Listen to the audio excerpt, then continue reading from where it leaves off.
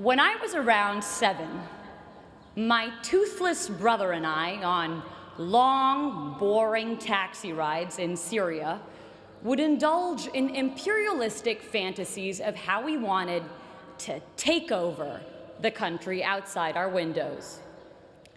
My parents would quickly crush these imperial conquests by warning, "Shh, you'll get taken by Secret Service if they hear you." The walls everywhere, we were told, could hear our revolutionary ideas and would send us to prison. Whereas children here had ghosts and the boogeyman, our equivalents were our governments. Fast forward to 2010. When I first got here, someone told me, if Harvard shut its gates, it could be its own country, just like the Vatican. As I've walked through this place every day for the past 4 years, I was struck by how true this idea was. I saw it everywhere, the Harvard nation. I saw it in the big and obvious things. We had our own version of the Statue of Liberty, the John Harvard statue, our own embassies, the Harvard clubs of Boston and London, a tax collection agency, the Harvard Alumni Association, and an endowment larger than more than half the world's countries' GDPs. We also had our own diplomatic passports. Nowhere did I see this more clearly than at US Immigration at Boston Logan Airport.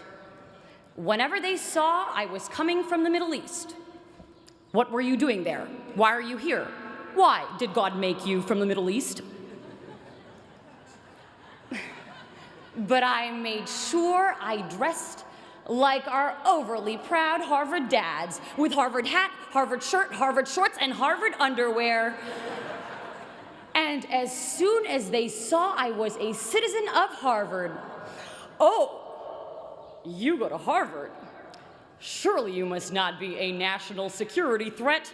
Welcome to America."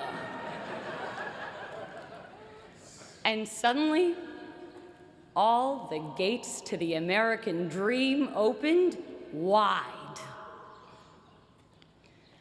I saw it everywhere, this Harvard nation, but I saw it not just in the hard structures, but more importantly, in its invisible institutions, the invisible scaffolds around and undergirding the hard institutions.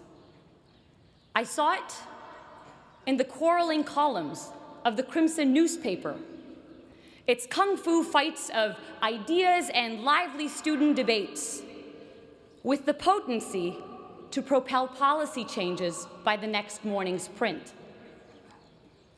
I saw it in our cluttered bulletin boards, bustling with life, with announcements of student-led conferences, Broadway-worthy shows, and dorm room projects turned World's Next Facebook, smothering each other for our cursory glimpse.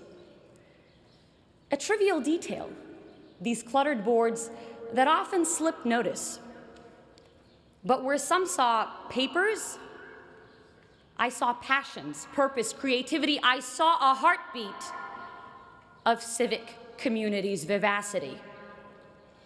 My parents' countries were places where institutional dysfunction killed off this social dynamism and vibrant productivity, and so I felt acutely here the value of civil society and living, breathing institutions. My time here would give me a working model of a better world.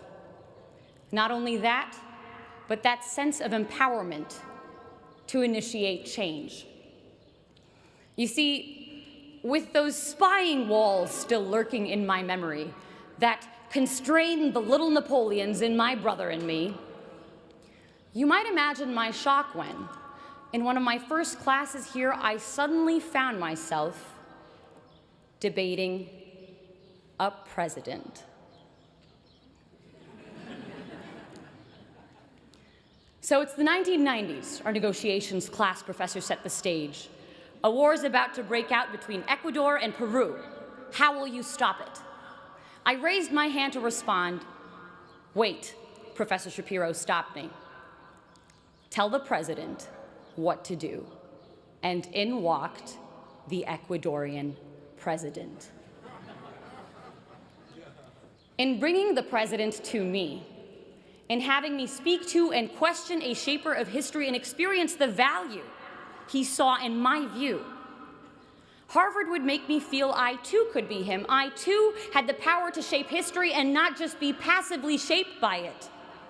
That sense of infinite possibility we have as children to think big and conquer great things was returned to me here. A less despotic version of it.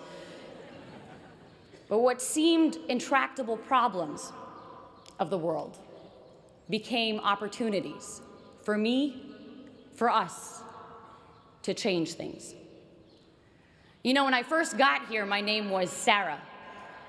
After Harvard, it would become, hey, Harvard! With people stuffing 378 years, 5,000 acres of real estate, the entirety of Widener Library, and 32 heads of state, all into my 5'6" self. Ridiculous as it is, there's a strange reality to it. Arab-American author Renda Jarrar pictures inhabiting a new place as running barefoot, the skin of our feet collecting sand and seeds and rocks and grass until we had shoes made of everything we'd picked up as we ran.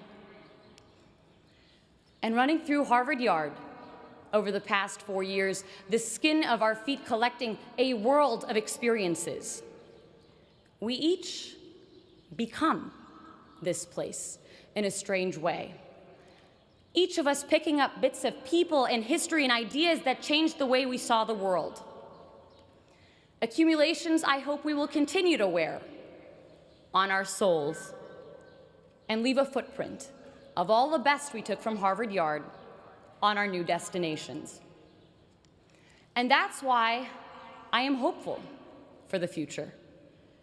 I am hopeful because of my dining hall dinners spent marveling at friends who, while their countries wage bloody war against each other, are able to carry out civil conversation and build generative projects together. I am hopeful because of the founding mothers and founding fathers of revolutionary ideas like these being launched into the world, who will make of its institutions, its constitutions, its hospitals, its art houses, something better. We hear a lot in the news about an Arab Spring. This graduation is sending 6,000 revolutions into the world, and the 6,000 revolutions graduating as part of the class of 2014. If we take those revolutions, those great ideas sparked behind Chipotle burritos and Starbucks coffee cups in our version of Tahrir Square, Harvard Square, out with us into the real world, into the real Tahrir Squares, and make something of them. Revolutions not in arms, but in minds more powerful and permanent and pervasive. For this isn't a Ukrainian revolution or an Arab Spring, but a global revolution. This is the Harvard Spring of 2014. This is the Harvard Spring.